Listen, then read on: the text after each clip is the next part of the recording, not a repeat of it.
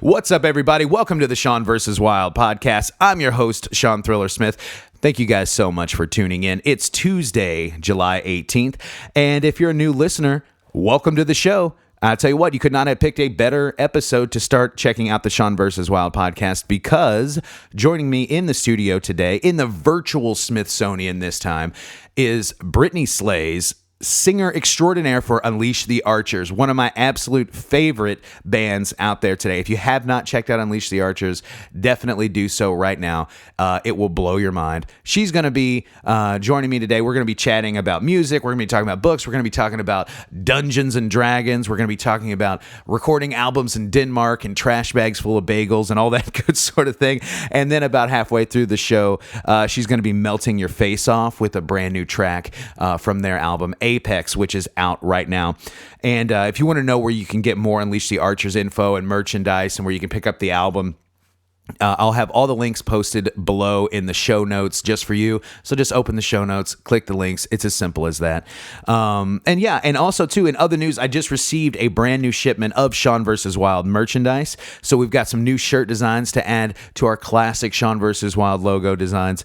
So 4 different shirts for you to choose from now. And of course, 3 different drink koozies that will keep your root beers ice cold out here in this summer heat, guys. I know how much you love your root beer. So keep an eye out. I'm going to be posting on social media some pics, some photos of the merchandise, and then also the info on how to get them. If you're local, if you're in the Louisville, Kentucky, or Southern Indiana area, just simply shoot me a message via Facebook. You should be following me on Facebook, or Sean vs. Wild at gmail.com, and we'll just work it out. We'll just bypass the whole shipping and handling thing, guys. Trust me on this. You're going to want to do that. Save you some money and save me a trip to the post office. It's the least I can do for my loyal listeners. And speaking of being loyal and speaking of sweet merchandise, I always have to give a shout out to my boy Shane from Audiophile Inc. He printed this run of merchandise, and he can print yours too. So if you have a band or a business or a cause, or you just need to get decked out, from head to toe with clothing featuring your logo or your ideas, Shane and Audiophile Inc., that's the guy you're going to want to call. He's going to provide you the best price in town. I keep saying it every week, no matter what town you live in. Why? Because he ships to all 50 states, and he's going to give you the hookup on all the brands that you love. So go to audiophileinc.com and get your order started today. That's audiophileinc.com, AUDIOPHILEINK.com, audiophileinc.com. And you're definitely going to want to check that out. Also, big thanks, as always, to Joe Brock. And Joe Brock, you guys know Joe Brock. He's always booping the dials for me, keeping me sounding super natch 100% of the time, week in and week out. Couldn't have done these last 30 episodes now. So we're 30 episodes in, guys. I could not have done the last 30 episodes without Joe. So Joe, I love you, brother. And to all the listeners out there, I love all of you. And if you love me, please feel free to like, share, and subscribe to the show on social media. You knew I was going to go there. So it's on iTunes. It's available in your podcast app on your iPhone. It's on Stitcher. It's on YouTube, Facebook. Wherever you like to listen to your stories, it's there. My mom always called them stories, but she was talking about soap operas. So wherever you like to get your stories, it's there.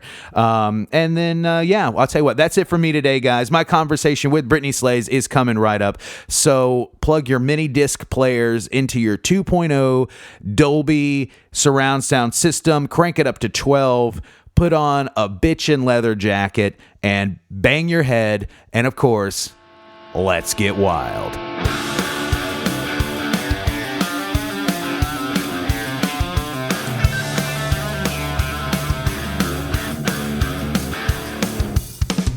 I just secretly think that all the Pacific Northwest is like Twin Peaks. How accurate is that? Yeah, it's very, yes, it looks a lot like that. It looks a lot like Twin Peaks. A lot of strange phenomena happening there, like the X-Files or something. All the craziness always happens Pacific Northwest. Yes, no, it's true. We also, I mean, we do get a lot of good stuff up here because, I don't know why, but they call Vancouver Hollywood North. So there's always like movies being filmed or TV shows or all that sort of stuff. And, like a lot of TV shows that I see on Netflix and that kind of thing, I can recognize BC and like the whole sort of Washington, Oregon, more Washington, but I recognize it immediately because when you live here, it's like, oh, well, that's just like an old growth forest in Tofino or whatever, you know what I mean? And so yeah, I guess I think it has to do with like the tax breaks or something where everyone just films there. Yeah, no, it does actually. Yes, lots of tax breaks, and also the U.S. dollar goes a lot farther up here. That's like true. Way farther. You got to get into the economics of it all. Yeah, right. All right, not guys. Just our beautiful scenery. Right. Well, guys, listening to the podcast, I'm not here to bore you with economics, and neither is Brittany. I'm here to talk about Brittany Slayes, vocalist extraordinaire, joining me today in the virtual Smithsonian via Skype by way of Vancouver, British Columbia. Brittany, thanks so much for doing the show. I definitely appreciate you being on here. Oh, it's my pleasure. Thanks for having me. No problem. And I want to start out by saying I've been following you guys for quite a while, and it just kind of, I found you guys, to give a little backstory, found you guys by chance through a friend of mine who runs a Dungeons and Dragons campaign. And he's like, hey, I've always put together these soundtracks for Dungeons and Dragons. So for one, shout out to Critty, my DM. And he's like, yeah, I found this band called Unleash the Archers, and I think you would really be into them considering you really like another band, and they sound like a similar version of them with a female-fronted singer. And that band is a band that I saw about 10, 15 years ago in a really small place here in Louisville called 3 Inches of Blood. Oh, nice. So, and I know they're from BC as well. Yep. So, but yeah, and so I caught you guys on YouTube and saw some of the videos, saw the video for Tonight We Ride, of course. That thing is absolutely huge on YouTube. And ever since that day, I was like, man, this is one of my absolute favorite bands in metal. Because for me, like, a lot of new music doesn't necessarily strike my fancy, but this just basically punched me in the face right away. I loved it. Oh, well, you're welcome. So yeah, thank you for that. And I was just out shopping the other day, went to the local record store, and lo and behold, they had a copy of Apex right there. So I picked it up, and got to say, that new album is absolutely fantastic. Thank you. You're very welcome. I guess, can you tell the listeners, I know that there's a whole backstory that comes along with Apex, and what is the idea? What was the idea behind it? What's the backstory and the concept behind the album? Yeah. So it's a concept record. So there's one story being told throughout. And each track, there's 10 of them. Each track is like a chapter, basically. So chapter 1 has our main character, who we call the Immortal, waking up in his mountain. It's kind of like his home and his prison, and he's lived for thousands of years. So really the only thing that can keep him safe for that amount of time is a mountain. Everything else would fall apart, or who knows what could happen, but mountains are forever. So, then there is kind of like a backstory where, his sort of origin is that he was cursed at birth to always serve whoever awakens him. So at first he probably tried to live life like normal, but, he was always under someone else's influence, and his life has never been his own. So then after a while, he just sort of started sleeping for years, and eventually, it became kind of eons. And then someone would find out how to wake him up, and he would have to do what they tell him. So in Apex, he's awakened by our villain character, who we call the Matriarch, and she finds him and says, "Go across the land and find my sons. There are 4 of them, and bring them to me so that I can kill them in a ritual to achieve immortality," is the reason why she wakens him. So he's like, okay, sure. Goes and finds the 4 of them. So there's 1 track for each son, and then brings them back to her. And when she sort of originally made the deal with him, she said, I'll free you from this life of yours of servitude if you do this for me, and if you do it fast. And so he does that, but of course she betrays him. and sends him back to his mountain to sleep again until she needs or has use for him once more. So That's pretty brutal. That's the story. Yeah. And He's kind of like a tragic hero. Was that your idea, or who came up with that concept? Oh, that was me. That was all you. A lot of people tell me that I should be a DM, apparently. Yeah. Have you ever played Dungeons and Dragons before? No, but I just so many people, that are fans and friends, that I've made through music are players. So I really would love to get into it and see what it's all about. I hear so much about it. Well, with creativity like that, I mean, that's exactly, and even that kind of setting, storyline, that would fit perfectly in any kind of Dungeons and Dragons game. I highly suggest you checking it out because I think you're onto something. But how would there. I go about that? Do I just go to a comic shop and say, "Hey, does anybody play Dungeons and Dragons?" How do I? Well, how do you even get started in something like that? I happened upon it, I just started playing a year ago. I'm 31 now, so, but I played music for, semi-professionally for 15 years, basically. So, well, maybe 14 years. And so I never really thought about it, never had time to do it. And, I was like, oh, D&D, that's kind of for dorks or something. And and then randomly, like I said, a friend of mine played, and then he hosted a game, and then he was just like, hey, we're gonna do this campaign, do you want to give it a try? And I was like, well, why not? It's good, clean fun. It keeps me away from the bar one night a week, so it's good, clean fun. Don't you have to build a character though, right? And isn't there a lot involved in that?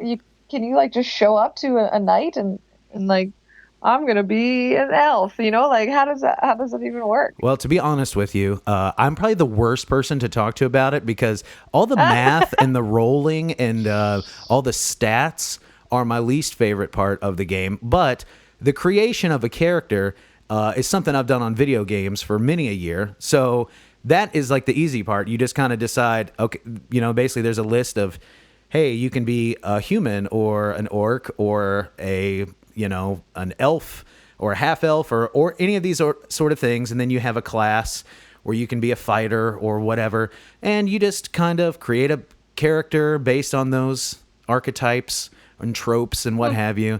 And then you give them a backstory, which is all yours to come up with. And then, you basically start playing the game, and it's up to your DM to be like, okay, this is how all your characters found each other. This is how your characters interact, and this is how your backstory affects the main game going forward.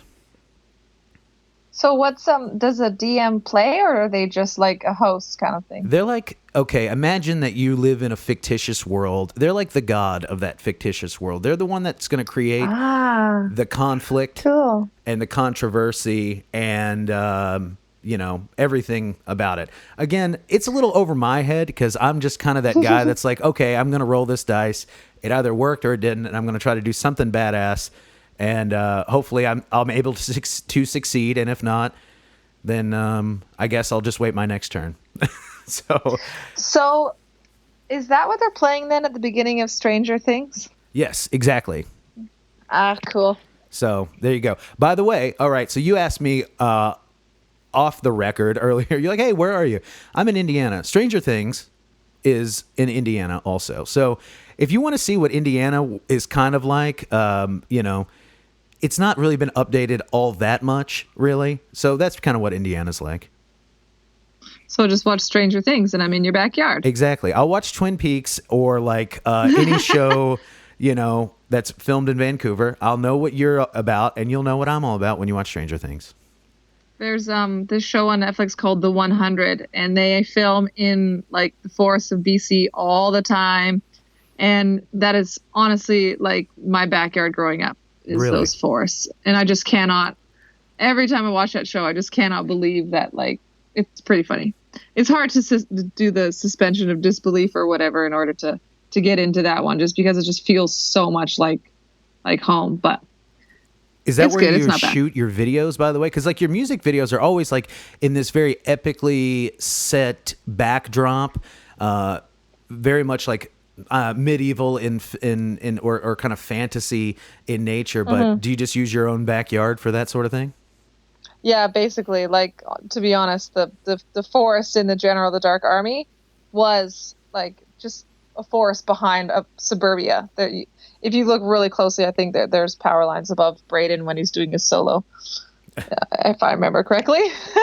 Hey, And but then like, then the little storyline parts, the narrative parts, that's filmed in Squamish. So we just kind of found like a riverbed or whatever it was and filmed there as well. So, but yes, it's all BC, except for Tonight We Ride. That's Nevada. you know, was that part of some sort of I recently just heard about some sort of like week-long fest that they have there that's all like Mad Max kind of post-apocalyptic thing. Did it have anything to do with that, or have you ever heard of this fest that I'm talking about? There's Burning Man, Right. which is filmed in that same desert where we filmed. We actually went to Burning Man, and then afterwards we filmed the music video with all the props and stuff from the Death Guild camp, which is a Burning Man camp. But there is another one called Wasteland Weekend, Right. That's the and one. that is all Mad Max, like to the max. But yeah, I would love to go to that one. That one looks wicked because at Burning Man you have all kinds of people, and it's I mean it's not a bad thing or whatever, but it's not just about post-apocalyptic wastelands, whereas Wasteland Weekend is. So I would love to go to that one. Yeah. Literally just got the details on that about 2 weeks ago. Randomly was at a show. Ran into one of my friends that was like, "Hey, have you ever heard of this thing?" And I was like, "No." And he told me all about it. And I was like, "Well, have you ever heard of this band called Unleash the Archers?" And he's like, I love them." And I was like, "Well, have you seen their video for Tonight We Ride?" And they're like, he was basically just telling me, he's like, "Yeah, that's exactly what that weekend is like. That sort of costumes, those kind of dune buggies and all that sort of thing." And that's totally what it's all about. Yeah, hopefully one day I'll get to go before I'm old and gray. You and me both. You guys should just play it. Get that going. Just play it. Do they play bands or do they play bands? I'm sure that they could pull some strings.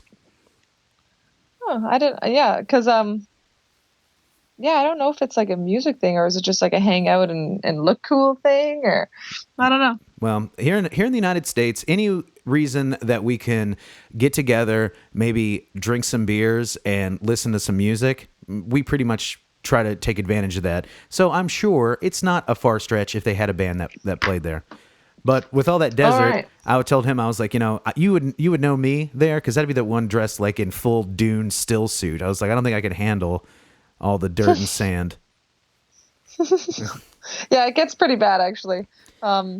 Especially when like they have these little like sandstorms, and you can't see anything, and then when it clears or whatever, and you just look like it's totally something out of a movie because your hair is just like completely white with sand, and it's pretty neat. Those Mad Max movies had it bang on. Yeah, exactly. And that music video for Tonight We Ride, absolutely, like, I mean, people see that and they're like, this is the most epic thing. And I've showed it to so many people over the past couple years too. A lot of my friends, old and young, I'm like, if I have a friend that's like, hey, you like Iron Maiden, you like, Painkiller era Judas Priest, I was like, you're gonna have to check this out. This is very similar, but with a female vocalist that's hitting those Rob Halford sounding falsettos, but almost even higher, or even higher at times. So a lot of great feedback here in the Midwest. I will say that. Awesome.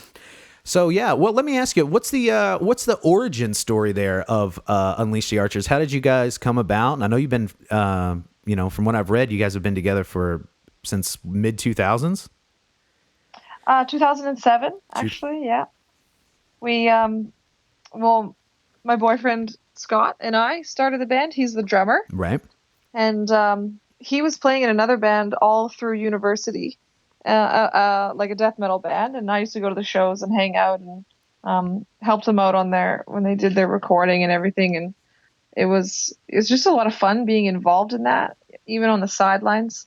And just loved going to their shows and hanging out. And just kind of the more I watched, the more I said to myself, I should totally be doing this.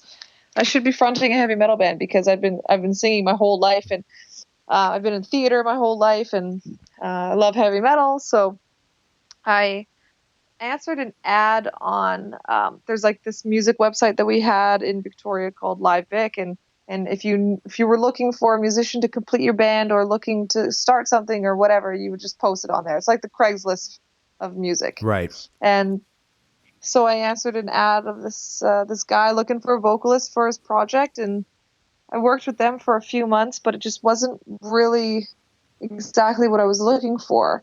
And then we graduated, and Scott and the band actually broke up shortly thereafter. And so I said, well, I think maybe that we should try something. And we called up the guitar player from that other band, who was a very good friend of ours, and we hung out with him all the time. And he's a phenomenal guitar player and a great death metal screamer. And I said, let's do this, let's the three of us, let's start a band. And we found the other two members on that same website, Live Vic. And yeah, that was it. And so now Scott and I are actually the only two original members left, but yeah, that's where it started. Yeah, that's excellent. And yeah, that's the way it is though too. I mean, I played music, the band that I was in, we started in 2004, and then by the end of it, it was me and the singer, the only two original members left, also. So yeah, it's a hard road, kind of, it's choosing to dedicate so much of your life to music, and a lot of people don't understand what goes into it. I know fellow musicians understand because they themselves are spending every night in the jam spot and dealing with girlfriends or whatever, boyfriends getting pissed off at them because they're never around. And it's just, it's a big sacrifice really to do music. So a lot of people ask kind of like, why is so many member changes? And it's like, if you talk to any band, they've all had at least two or three, any of the big bands out there that have been around for a long time, because it's a big choice. It's a 24-hour commitment. You're living it and focused on it all the time, and it takes, especially if you want to make your dreams work, make your goal forward, move forward, which but for the listeners out there, it's one of those things where you're sacrificing your personal time, your family time, your time with your significant other. You're out on the road and you're living a nomadic lifestyle, and you're living out of a van or a Sprinter or some other vehicle, for months out of the year, scraping by to kind of make ends meet for at least the first few years, and every dollar that you have goes back into the band. So it's a big commitment. Yep. It's a big commitment for sure. Yeah, that's totally it. Yeah. Well, let me ask you too, you said you've been singing for a long time. What bands got you into like just the metal genre? Like what were your big inspirations? Oh, well, back in the day, I'd have to say the biggest one was Megadeth. Like the first Countdown to Extinction was the first metal album that I listened to and was like, oh, I get it. This is what metal can be. And I listened to a lot of like the bands that were popular back in those days: Tool, Pantera, White Zombie, Sepultura, all that kind of stuff. But it wasn't until I heard Megadeth that I was kind of like, okay, this is cool. This is speaking to me on a whole nother level here. So, and then I'd always been a singer ever since I was just very little. So, never before had I considered metal to be something that I could do, until I heard them. So, and then I kind of spent most of my formative years in choir and doing a lot of classical music. And then once later on in high school, I rediscovered heavy metal, and I found bands like Maiden and Priest and Iced Earth and Queensryche and that kind of thing. And those guys really are kind of who have influenced me now and my sound in Unleash the Archers. So, yeah, kind of a little bit of all over the place. I was going to say your vocal chops seem to be a little bit, more than Dave Mustaine, what Dave Mustaine did on Countdown to Extinction. I was going to say maybe a little more versatile than Dave Mustaine. I actually just picked up a copy of Rust in Peace on vinyl the other day. Oh, nice. Caught it like on a sale or whatever. I was like, man, this is the best 13 American dollars I've ever spent. That's great. What a great album. Yeah, and I was definitely can hear, the Bruce Dickinson, the Rob Halford type of influence there, like I said, with the falsetto and that sort of thing. And I will tell you, just to share a little backstory with me, like I'm a fan of all music. I played a lot of, the music that I played was always kind of like this Warped Tour style, like pop punk, all that sort of thing. But the music that I listened to in my personal life was always metal. And I don't know if you ever if you had a story like this where you just knew you found something special. But I remember being, fourth, fifth grade, and my favorite bands, like I grew up on country music because country music was so popular growing up. And then one day my uncle showed me Queen, and I bought Queen's Greatest Hits. And then he showed me like Kiss, and I was like, oh, these guys are like, superheroes or whatever. But it wasn't until the day that my sister's boyfriend came over and was like, hey man, you like rock and roll music? Well, you should check out this. And he gave me a copy of Paranoid by Black Sabbath. And then Nice. And then one of my friends let me borrow the Lord of the Rings, which was something I was like, what is this? The Lord of the Rings. And I spent one summer, it was a rainy summer here, and I literally just listened to Paranoid by Black Sabbath and read The Hobbit through Lord of the Rings in a single summer. And then I was like, you know what? I think I'm really into metal from here on out. And that was it. I was like, went from there to Ozzy to, like you said, Pantera, Sepultura, things like that. Got into the new metal, got into the hardcore and stuff like that. And now I'm pretty much just, I just listen to the metal, 70s, 80s metal is like my favorite. Hair metal. Did you ever get into hair metal at all? Were you ever into that? Sebastian Bach, what a vocalist. Did you ever get into him at all? No, not really. I mean, yeah, I think I was like I don't know. I was kind of too young right at that point, I would say. Because when I don't really know. It's like I listened to a lot of metal like through elementary school, I guess you could say. That was like where I listened to it the most. And then in high school, it was kind of like I got swayed by peer pressure.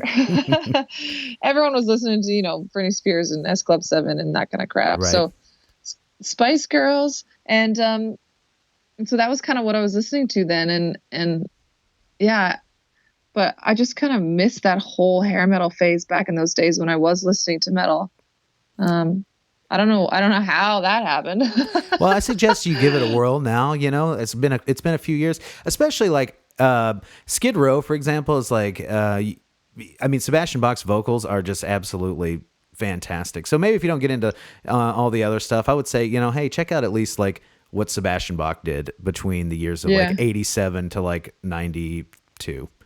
Fantastic. I've been told to check out Scorpions as well. Many people have told me to check them out. Oh yeah, definitely. Scorpions are fantastic, and the guy's name escapes me there, but he still got it too. I mean, as far as for vocals, of course they're tuning down, they're accommodating, but heck, these guys are 60, plus years old at this time. But yeah, he still got it, man. He's still got a voice on him. Crazy. And if you like Scorpions, I hope I can say the same. You can check out another band, UFO. The guitarists are brothers, and yeah, I'll make you a list one day. I'll make you a mixtape one day. Sounds good. Yeah, I like that. So yeah, and let me ask you too about your voice, because it's a powerhouse. It's powerhouse. It's insane. How do you maintain that? How do you maintain it, like touring as much as you do, or just on tour in general? Oh, beer, cigarettes. Right? The Freddie Mercury partying. Yeah, for the most part, I mean, I just I warm up a lot. Like I make sure that I'm super fit and ready to get up on stage before I get up there. And I have my teas that are my favorite, and I got Fisherman's Friend, and I don't party very hard. I mean, as much as that sucks, I'll stay up late some nights. Like if the party's really going, I'll try and be a part of it, but I like do not drink a single thing or smoke or anything before the show. So afterwards, it's kind of like it's hard to put a to drink beer or even just kind of I can't even get drunk. It seems I'm like in this crazy head zone where I'm so ready to play the show, and then afterwards I always like to hang out at the merch booth and say hi to fans and stuff, and that's just crazy. And then so by the time I finally get to like sit down and relax, I just want to go to bed. Right. I feel that 100%. Yeah. I was like the responsible one in the group. I called myself the responsible Beatle because it was like, yeah, well, especially as a drummer too. It's like I can't drink. I got gear to load in, and then I got gear to set up. Oh, yeah. And then I got gear that I have to get on the stage. And if I have a few drinks, I'm gonna probably throw up because I'm playing drums this whole time. I'm sweating. It's hot up here. It's honestly it's a waste of money for you because you have a beer and you just sweat it, Exactly. sweat it right out, and it doesn't. And then you're sober. It doesn't even matter. Like you can't. There's no point. Unless it's like on the rider or whatever, and they're free. But still, those didn't last because that with not drinking before the show. By the time it was over and like the kit's off the stage and the kit's broken down and it's back into the road case, I'm like, oh yeah, hey, I can enjoy this beer now. Oh, there's none left. Great. yeah, yeah. That's always the way it is. And it's not, yeah, no. So sorry. Well, that happens. But yeah, so yeah, new album. Yeah. Oh, sorry, go ahead. No, I was just gonna say I don't do anything special. Nothing special. Well, you gotta take care of the old instrument, you know? I mean I do. I'm not a crazy wild person, and I certainly don't yell or do anything that will, ruin my voice, but I also don't put it in a glass box and like not talk for the whole tour. Or, I like to have fun too. So yeah, well, like I said, the old Freddie Mercury style, because he's probably my favorite vocalist of all time, and to me, like one of the most amazing voices ever recorded. Period. And you'll watch an interview with him, and he's just smoking the whole time and drinking beers the whole time, or you catch him and there's just like 14 beers on his piano and like 2 glasses of water. During their set. So, it's weird. He's a wild one. Some people can do that. And then other people, it's like, you got to have the tea and you got to have the throat coat and you got to do all your warm ups and all that sort of thing. So, different for everybody, I guess. Yeah, no, I think, I don't know if it's like, if you can condition your voice to do well with a lot of substance abuse, like, if over time the throat coater eventually just kind of chilled out and gave into some vice, if the voice would get used to it, or if it would just be ruined, I don't know. It's hard to say. Yeah, it is hard to say because I always try to do the right thing, and then sometimes it's like, hey, this band wrote the best album of their life while they were just on drugs and absolutely crazy, and I'm like, oh, well. Now I know how to make good music, but I'm still want to try to be pretty responsible, I guess. Yeah, exactly. Yeah, no, it's funny. To each their own, I suppose. Yeah, there you go. But I was gonna say, so the new album Apex is out. When did that come out? June, May? June 2nd. June 2nd. Yeah. So and you have, as I like to say, prepared a piece, but we'll be playing a song from the album. And what song have you chosen for the listeners today? The opening track called Awakening. And then where does this fit into the story? The immortal wakes up. The immortal wakes up. Mm-hmm. It's our first introduction to him, and basically he's like super excited to be awake, but also he knows what's coming, that he's about to find, or his master will find him and use him to do evil.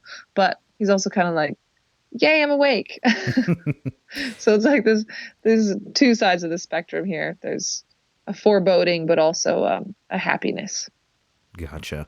Well, listeners out there, this is Unleash the Archers' first track off of the new album Apex. This one's called Awakening.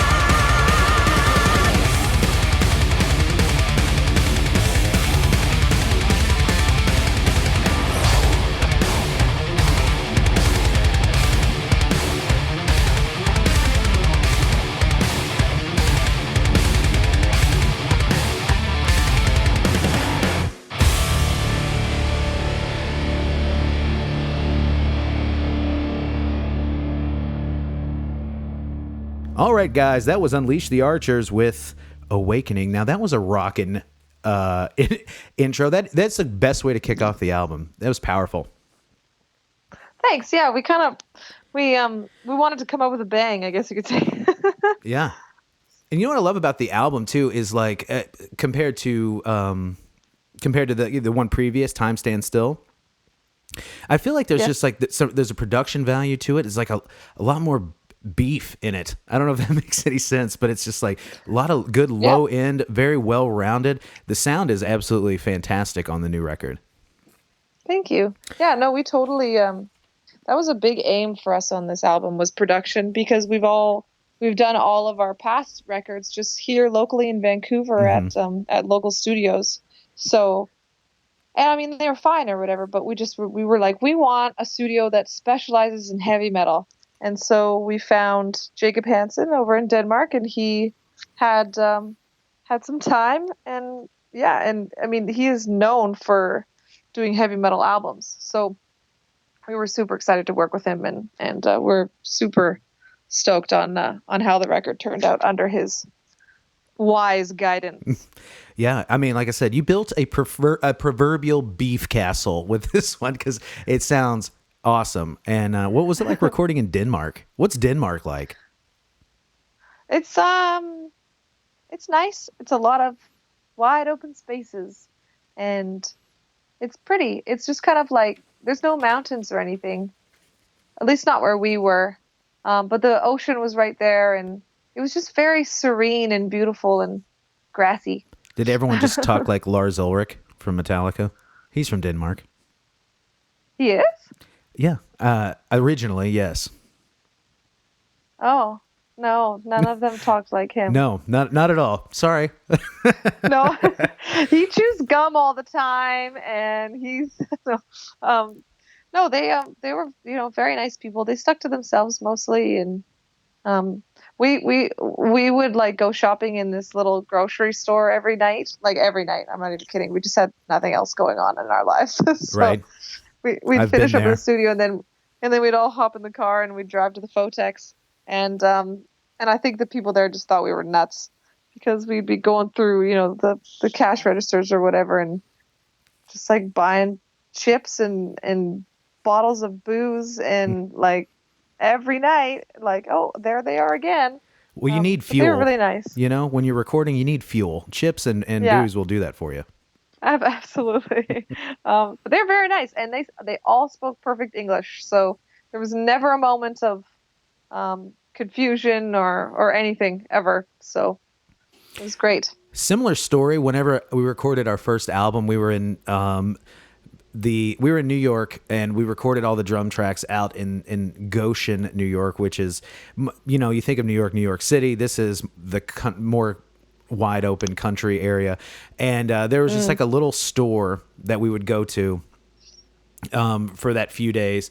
But you get bored, and especially like anybody that wasn't laying down the drum tracks, which basically anyone but me, you just kind of venture off to the store, and you come back, and you buy cigarettes, you buy beer, you buy a sandwich or whatever it is. And then we just started going in there so much that at the end of the day, this person was just like, I see you guys in here all the time. Here, have these. And he gave us like a trash bag of bagels that they were about to throw out. I don't know, I guess they thought that we were vagrants or something, but it's like, oh, I appreciate the sentiment. Poor hobos. Exactly. So he gave us a trash bag of bagels, which we ate. Okay, guys, not too proud. Obviously. We ate the trash bag full of bagels.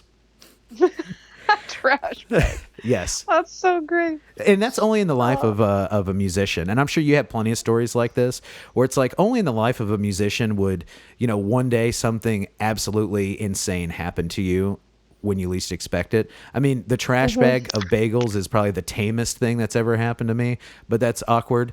But, like I have stories where someone's like, hey, I just randomly got into the car with somebody, and that person turned out to be this person, and then we got on this tour, and that randomly happened. And I'm like, yeah, only in the life of a musician does serendipity intervene like that. Yeah, it's true.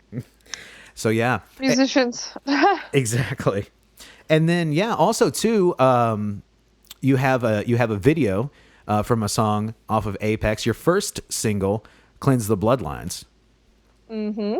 And then where did you shoot that?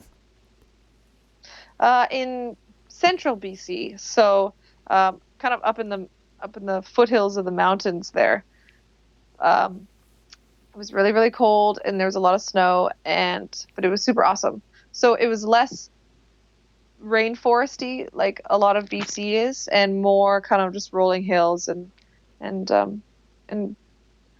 like tundra, so the tree cover is kind of sparse. But yeah, no, it's actually a raptor sanctuary. The handler there like takes on birds of prey that need to be rehabilitated or are just looking for a forever home and can't be out in the wild anymore, or things like that. So when we contacted her about using her jar falcon, who was Saber from the video, she was like, oh, well, you can film it up here as well if you like. I have like endless miles and miles of really cool landscape. And so it totally just happened to work out, and we all drove up there for the weekend and stayed and hung out with the gigantic birds. Like she has a golden eagle that was just massive and actually kind of scary. They are so big. You don't really think about it because usually you just see them soaring up there, Right. wings spread wide. But when you see them in person, they are huge. And you're, no question that thing could take out a deer, That's crazy. So, yeah. So, yeah, it was really cool. It was a lot of fun and really cold. Did I say that already? It looks cold. It was There's a really lot of cold. snow, and I was like, and I was like, man, it looked cold there. Yeah, it was like 3 degrees above zero. So. Oh, great. One time I played New York City and it was -20, and that was the coldest I've ever been in my life. Oh my goodness. Yeah. Yeah, no, that's bad. It gets to like -40 in Winnipeg and like in the prairies because the wind like whips down from the Arctic, and it's got like this crazy sort of like, I don't know, like a U curve that it does. And so it comes down from the Arctic Circle, dips right down through the prairies, and then back up again, and just carries this insane cold wind with it. And yeah, you can get like, -40, and where you can't even like, don't go outside or your eyeballs will freeze. That's insane. Crazy stuff. Have you ever had to deal with that sort of thing? When I was little, and I don't remember it, but there are videos of me just standing there crying in the middle of the snow. So I'm sure it was horrible. Yeah, there's a video of me from 2 years ago doing the exact same thing in New York City. So don't feel bad. Don't feel bad at all. Yeah. And I take it too that using putting 2 and 2 together when I'm watching this video and the theme of the album, that the badass woman in the video is the matriarch. She is. Yep. She is. And that song is that song is the one that struck me, like when on the first listen to the album, I was like, man, this song is the jam. Whoever this matriarch character is, I need to know more about her. The Cleanse the Bloodlines or the matriarch? Well, is it not? I mean, is the character of the matriarch is in the Cleanse the Bloodlines video? But once I heard that song and I heard about how badass the matriarch was, I was like, that is a character that I can get behind here. Yeah, no, she's like independent woman, but right. She also like kills people, including her sons. She's like Beyonce and is on a quest for. If Beyonce was an evil sorceress wanting to take over the world, which she probably totally could if she wanted to. I bet. Exactly. She's like Beyonce. Queen Bee.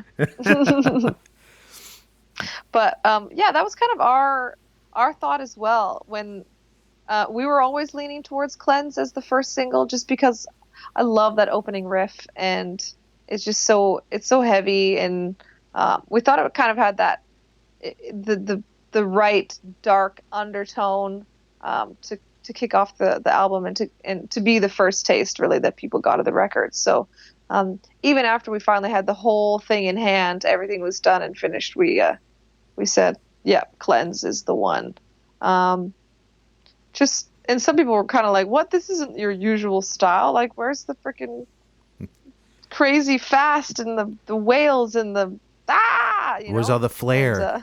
And, yeah. And we said, it's coming, just wait. This is, we just wanted this one to be like, we can be heavy too. So just yeah, hold your horses and enjoy. It's funny that you said that, because I was showing people your band. I'm like, this is probably, this is the video. I'll show them, like, for Tonight We Ride or something like that. I'll say, this is the video that I want to show you to kind of entice you with all the flair, because the insane guitar and drum work and the vocal tricks and all that sort of thing is there. But then I always show, I've been showing people lately the Cleanse the Bloodline video, because I'm like, this is what they're capable of. This is just how they rock with all the flair aside. You know what I'm saying? This is just a punch you in your face type rock and roll metal track. So you nailed it, buddy. You nailed it. Oh, thank you. So yeah. But yeah, and also too, let me ask you this: how did you come up with this whole story? Like, I know you told me the story and that you came up with it, but I mean, is it inspired by anything in particular, or just one day you dreamt it up and it became a reality? Well, we knew we were going to do a concept record, and so I said, it needs to have a solid story behind it. It needs to have a villain, it needs to have a hero, and it needs to have like a story arc in such a way that it can be told through a song. Right. So initially the first sort of thing that I came up with was the idea for the Immortal and him as a main character, and I just kind of had him pictured in my mind, and he's actually inspired by the Wolf character from East of West, which is a comic book series that I'm reading right now. Mm-hmm. And he's just very quiet and like stoic and super rad, and he just the potential that's there for him to just kick ass is totally just like hiding underneath his I don't know what you want to say, like his sort of cool, calm facade. And right. So I was like, this is a kind of character that I think I would love to sing about. And so I just kind of embellished him and developed him in my head as this guy who is ultimately just beyond powerful. Like, he could do anything, but the problem is that he can't, because he's forced to serve. He is untapped, and yet he can't use any of his powers to free himself. You know what I mean? It's like this horrible dichotomy that he's stuck in. So and then I said, okay, so we've got our tragic hero here, but what about our antagonist? And so I knew I wanted it to be a female, just because in the last concept album that we did, our bad guy was a male. So I was like, okay, let's do a female. And also because I wanted it to be like a sorceress type. And I just think they're so badass. Women can be so ruthless. And when they go for something, they go all the way. And you don't want to be in their way. You know what I mean? And so I wanted this villain that would pursue the Immortal to the ends of the earth if it came to it, and would never give up, and would not feel a tinge of remorse for ruining anybody else's life or anything like that. So then I said, okay, there they are. Now what are they going to do, and how am I going to make it so that I can write a song about them? And then I came up with the idea of the 4 sons, so that each son could have a song, and that they would all kind of be these typical characters that you know of in life, basically, like a politician, a religious figure, a soldier, or like an army type person, and then just like a family man. And so that was kind of like so that I could have 4 songs about these guys and yet still move the story forward. So, and then just kind of grew around that, around those 3 basic principles. Yeah, it's fantastic. Are you a big reader? I know you said you're reading a comic book series. Do you read a lot of comics? Yeah, I read a lot. Yes, comic books right now, especially because I just don't have a lot of time, and so it's really nice to be able to finish a book in 20 minutes. Right. Yeah. Well, not finish, because they have many, many, many volumes to come. But yeah, I don't know. I'm super into comic books right now, but I do read a lot. I've got like a million sci-fi and fantasy novels on the shelf there waiting to be read. Right. So hopefully I'll get some time to do that. Yeah, over this past few months, I'm finally able to really tap into a lot of my books. Also, I'm a big reader as well. What's your favorite? You said you got a lot of sci-fi and fantasy, or what are some that you would recommend to anyone out there that's listening that still reads? For anyone out there that still likes to read.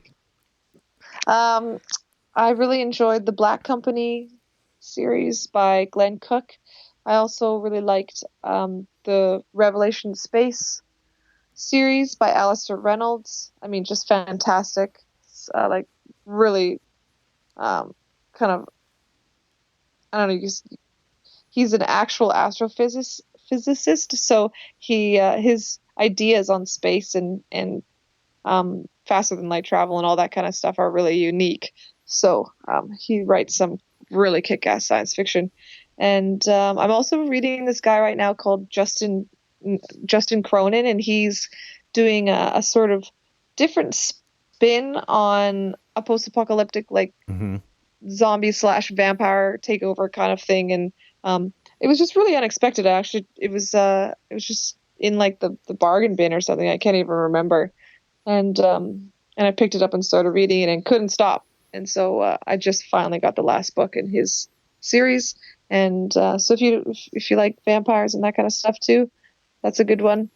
You know, a lady that I work my 9 to 5 with actually recommended me Justin Cronin. He's like basically had recommended his work to me because she knows that I read a lot of science fiction and fantasy. So that's on my radar. I can't think of the name of the series though. If you can refresh my memory on that. I don't think it has a name. It's just the first one is called The Passage. Yes, The and Passage. And the second one, yeah. And then as they all have, they each have their own names. So there isn't really like a Vampire Chronicles or anything. But, yes, it's not a Twilight, Breaking Dawn type scenario. No, exactly. Yeah. So. Gotcha. Yeah, but it's really good and just kind of a cool spin on it all. So. It's definitely a unique read, yeah. I'm a big fan of, with my sci-fi, Dune. Have you read Dune? I know I kind of made a Dune reference earlier, but if you haven't, I can't recommend it enough. Have you familiar with Dune? Yes, I have. Yeah. Actually, the song Destroyer on our very first album, on Behold the Devastation, is about Muad'Dib. Fantastic. Well, I'm going to have to go revisit that. Big Dune fan, the series, original series, and I try to read the Kevin Anderson and the Brian Herbert stuff, and it's fine. It's fine, I guess. I think my favorite thing was the Bene Gesserit. So I think the first foray into Brian Herbert that I was going to do is that new Sisterhood of Dune. So I'm going to get my hands on that. And then if I like that, I'll probably read some of the older stuff. But yeah, as of right now, I've only actually read the 6 Frank Herbert Original series books. So maybe that might change though. Yeah. Next time I see you, I'll let you have the Bene Gesserit book. So. Oh, cool. So that way I'll just pass it along for you. Oh, that sounds good. The originals are great, but the other ones are brutally fine. And also too, I'm big into Philip K. Dick. Brutally fine. Are you a big Philip K. Dick fan? Have you ever read any of his stuff? Trippy. I haven't. Yeah. I haven't, but I really enjoyed like Blade Runner and everything that's surrounded his work. I've really enjoyed. So I assume I'd probably love him as a writer. I just haven't gotten into him yet. Yeah. I would highly recommend you checking out. It's kind of trippy. The man definitely wrote science fiction under the influence of a lot of hallucinogens, but I would recommend giving it a whirl. See what you think about it. It's different. It's cool. I'd really enjoy that. But yeah, here we are. I've already talked your ear off for over 50 minutes now, so I figure let's go ahead and as we're winding down, let's get back on track here. So Sorry, we'll talk all about it in part 2 of the interview. No, I'm just joking. I know I do that. I get on tangents. I'm bad for that. So do I. That's what I love about the podcast most. I mean, I like to get the information out there, but the tangents are my favorite thing. So if you ever want to go on Yeah. another hour-long tangent, just let me know. We'll work out a part 2 of the show. That's not a problem. Sounds good. But yeah, it's 2017 here, and what do you guys have? You got the new album that came out in June. What do you guys have planned for the rest of the year? Well, right now we're actually taking a break and gonna give ourselves a real summer vacation. We haven't had one in 3 years, so gonna do that. And then in the fall we're hitting the road. So we're gonna go to Europe, and then spring is North and South America, and then hopefully next summer we'll be doing many festivals here, there, and everywhere if possible. So it's looking like after our little breather this summer, we're going to be on the road quite a bit for the next year or so. Well, enjoy it while you can, because I will tell you, your break will probably be all too soon over, and you'll be back on Yeah. the road in no time. No, it's true. Yeah. And I'm sure we'll be just ready to go by then. You know, as a musician, you can only take a break for so long before you kind of go nuts. So, Yeah, we did back-to-back years on Warp Tour. We did Warp Tour in 2013 and 2014, and it was like one of these things where it's like the most brutal summer festival. Your day starts at 7 a.m., it ends at 3 a.m. the next day. You have 5 hours to travel 4.5 hours to the next town, and then you got to wake up and do it all over again. And it's like one of those things where, like, when you're done, you're just like, you know what? I need to take a break. I don't want to play music. I don't want to talk to anybody in my band for Yeah. like whenever. And then, like, 8 days goes by and you're like, I could probably do the tour again. I could probably go ahead and leave again tomorrow.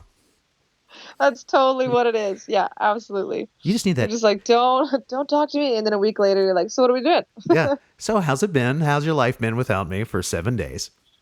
Yeah. So yeah, and well, yeah, and we're definitely looking forward to catching you here. I know a lot of people in the United States there have been wanting to see you. So next spring, I'll definitely be there. Drive to the closest place, wherever that may be. Chicago, Nashville. I mean, usually those are pretty big places. If you Cincinnati, places like that. So I'll definitely be driving up there to catch you. And Cool. yeah. And also, too, I wanted to ask you just before we go, because not only did I get really into your guys' band, but Napalm Records in general. How did you guys get hooked up with them? Because, boy, if you ever want to have a great soundtrack to a drunken Friday night, just invite all your friends over and put on the Napalm Records playlist on YouTube and just keep the beers flowing. You're going to have a great time. I guarantee it. Yeah, no, they've built themselves quite an awesome roster.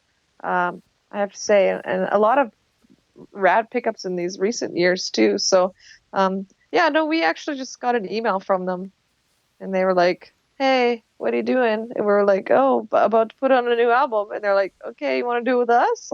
And we were like, "Okay." That sounds good. I'll have that. Yeah, totally unexpected, totally out of left field. But we had Time Stand Still pretty much packaged up, ready to go with a little bow on top for them. So, yeah, it just worked out. Well, it's definitely become like my favorite. Like I said, as far as new music goes, I don't, there's not a lot of it out there that really appeals to me. But the Napalm roster is just knocking it out of the park. Absolutely fantastic. And it's just all my favorite new power metal bands all in one spot. No, I agree. I think they're doing a really kick-ass job over there, and we're super proud to be a part of the family. Well, fantastic. And then one last question before we part ways here. Well, second to last question. But what advice can you give all the young girls and guys out there that want to be in a band, or that are starting their band, or are touring in their first years? What advice can you give anyone out there grinding, trying to make their dreams work? Start young and hold on. It's not going to be an overnight thing. It's not like that, despite what the stories may say. be ready to be patient and just work your ass off and it'll happen. And take the time to do it right. So there's no need to rush. This is the kind of thing where you've got to build your own fan base and build your own brand before anyone will ever consider looking at you. So take the time to do that right, and then be patient and just keep working your ass off. That's all I can say. That's great advice. I've said that. I've said something similar where, as long as you can stick to it, I mean, your percentage is going to be high because there's going to be, for every 1,000 bands there that start this year, 2 years, 3 years down the road, those bands aren't going to be there anymore. And you're going to be there with with everything, all the knowledge and all the skills set under your belt. And so it's only going to make you look better. It is a marathon. It's not a sprint. So, yep, it's true. Well, you got it. All right. And here's the very absolute last question. Okay. Where can people find Unleash the Archers on the internet, on the interwebs? Am I saying that correctly? Internet, is it? On the internet. The internet. Bandcamp. Our music is on Bandcamp. And if you want to listen to our tunes, or YouTube, we have our own channel, which has our old music videos on it if you really want to laugh. And then we have our videos on Napalm's channel. We're also on Facebook, so pretty active on there. If you want to say hi or send us a message or whatever, we always reply. And that's where we announce all of our stuff. So follow us.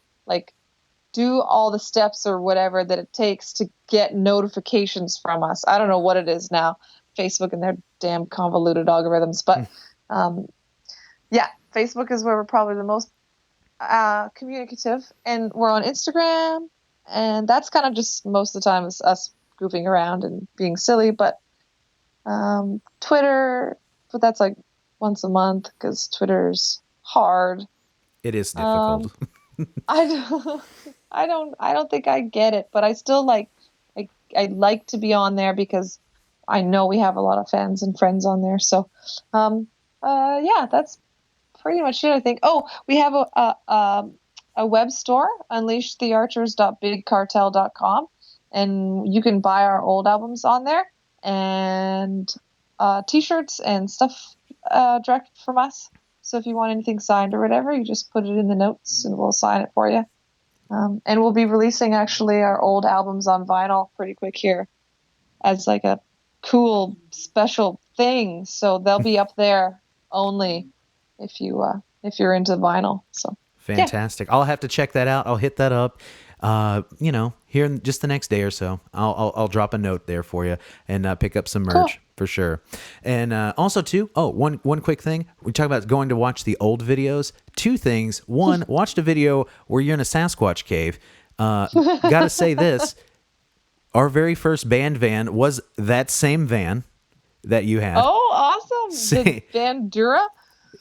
We always called it Van Damme, Jean-Claude Van Damme, and nice. The same conversion van, and so that was our first van, and also too, and you can tell Scott this in some of the early videos, he's playing a drum set, which was my it's a brand called Peace, and that was my very first drum kit, and I had never seen it anywhere else in the United States, but it was one of those things. Well, I'd never seen it anywhere else really ever, but my parents saved up to get me my first drum kit, and it was used at a music store here, and it was Peace brand.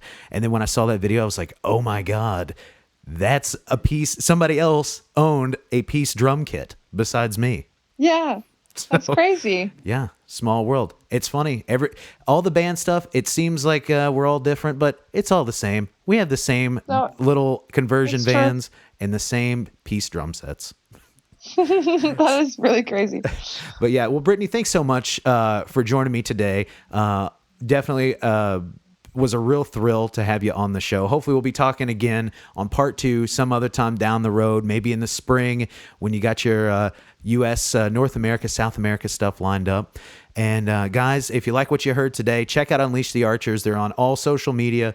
And if you like the show, like, share, and subscribe. Sean versus Wild podcast. It's on YouTube, and it's on iTunes, and it's on Stitcher, and wherever else you get your podcasts. So make sure to do it. Brittany, thank you again so much for being on the show. Oh, thank you for having me. You're very, very welcome. And guys, this has been the Sean versus Wild podcast.